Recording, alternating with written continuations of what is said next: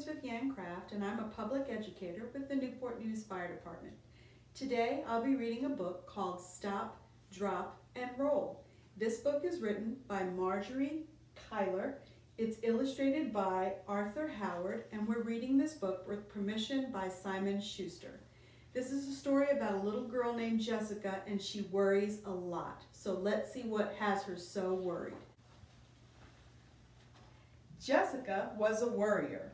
She worried morning, noon, and night. She worried about her spelling homework and learning new steps in ballet class and remembering to fill her dog's water dish and waking up in time for school. But one Monday morning in October, Jessica's teacher gave her something new to worry about. "It's Fire Prevention Week," explained Mr. Martin. "So for the next few days, we're going to talk about fire safety." "Uh-oh," groaned Jessica. "And this Friday," Mr. Martin continued, "we've been asked to share what we've learned with the entire school." "Oh, no," moaned Jessica. "Let's begin with smoke alarms," said Mr. Martin. "Your home should have them on every floor. Automatic fire sprinklers are a good idea too." Smoke alarms? Sprinklers? Jessica had never seen either in her house. "Your family should also have escape plans in case of a fire," said Mr. Martin, "and fire drills so everyone knows what to do." Jessica chewed her pencil in half. Escape plans? Now she was really worried. That night, Jessica announced, "There is a big problem in this house. We have no smoke alarms and no sprinkler system. We don't even have an escape plan. If there was a fire, we'd be in trouble." Her mother puckered her forehead. "I remember buying smoke alarms, but I guess we never got around to installing them." "And we talked about finding someone to put in sprinklers," added Dad, "but we're always too busy to make an appointment." "And what about extra batteries for the alarms?" reminded Laura. "Yeah," said Tom, "we need to keep more batteries around here." Jessica twisted her napkin. She knew the real reason Tom wanted more batteries around. His birthday was in 3 days. He wanted batteries for his presents. But fire safety was more important than birthday toys, wasn't it? "We've got to do something about this now," warned Jessica. "You're right," said Mom. "After dinner, we'll make escape plans and find those smoke alarms. And tomorrow, I'll get extra batteries and make arrangements for a sprinkler system," said Dad. But Jessica still felt too worried to sleep. She tossed and turned all night. The next day, Mr. Martin wrote some fire safety rules on the blackboard. Never play with lighters or matches. Keep electric heaters at least 3 feet away from things that could burn. Keep extension cords away from doorways and from being pinched by furniture. A professional should check the chimneys and furnaces in your homes each year.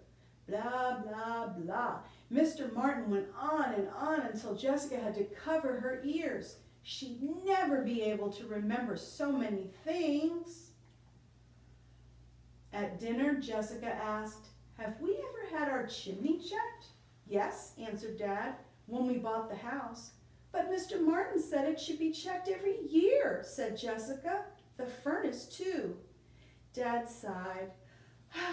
"I'll put them on my list of things to do."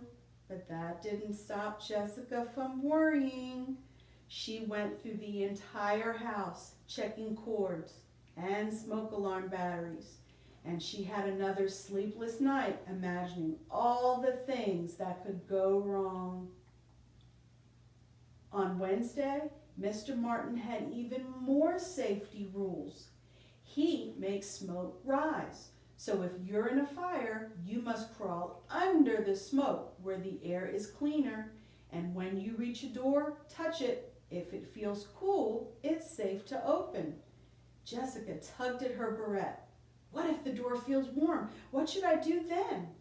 If the door's warm, continued Mr. Martin, don't open it. Find a window and call for help. Then wait for a firefighter to come and tell you what to do. And there's one more very important thing you need to know, said Mr. Martin. If your clothes catch fire, stop what you're doing, drop to the ground, and roll over and over until you smother the flames. Catch fire? Jessica had never been so worried in her life. Stop, drop, and roll, repeated Mr. Martin. Let's all say it 3 times. Stop, drop, and roll. Stop, drop, and roll. Stop, drop, and roll, chanted the class, all except Jessica. Her worries had twisted her tongue into a big knot. When Jessica got home, she made her family have a fire drill. Then she rechecked all the electrical cords, tested the batteries in all the smoke alarms, and made double sure that there were no matches lying around. Afterward, Jessica felt a little better, but she still couldn't get Mr. Martin's words from class right. Stop, slop, and troll, mop, pop, and bowl. The harder Jessica tried, the worse she did. But she went to sleep feeling a little better. At least she knew what to do if there was a fire during the night. Then on Thursday, disaster struck. Mr. Martin asked Jessica to demonstrate stop, drop, and roll at the assembly the next day. Why me, thought Jessica.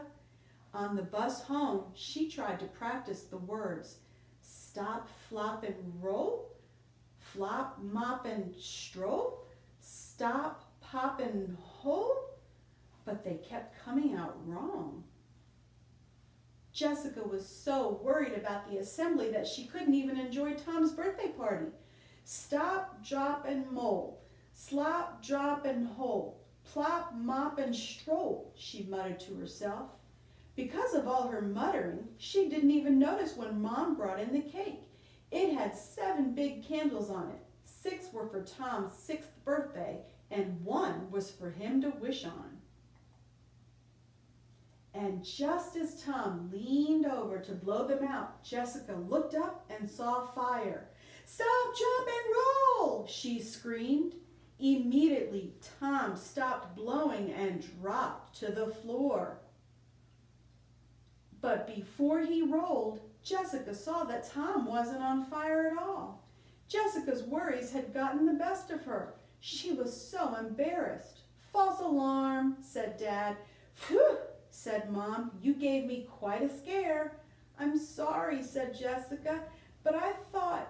You thought quickly, interrupted Dad. That's good because it's better to be safe than sorry. Besides, added Laura, you finally said it right. And that was the truth. Jessica had said the words right. And now that she had, she was confident she'd never forget any of the fire safety rules she had learned that week. And you know what? She never did. Stop, drop, and roll. The end. So in the story, Jessica was worried, but because she had practiced, she knew just what to do. So on the back of the book, Sparky gives us 10 safety tips. 1, every home must have a working smoke alarm on every level of the home and hopefully in every bedroom. 2, a grown-up should test all the smoke alarms at least once a month by pushing the button. 3, every family should have and practice a home escape plan and a fire drill twice a year. 4, memorize your address and an emergency phone number, and you can call 911 if you have an emergency. 5, matches and lighters are tools for grown-ups. Children should never touch. 6, kids, you should only cook if you have a grown-up in the kitchen with you, watching you to keep you safe. 7, when you're using space heaters, They need to have space 3 feet all the way around them. 8, candles should never be used in anyone's bedroom. 9, if fire happens, you get out and you stay out. And 10, Sparky wants to remind you, if fire ever gets on your clothes, you stop, drop, and roll until the fire is out. Thanks, and be safe.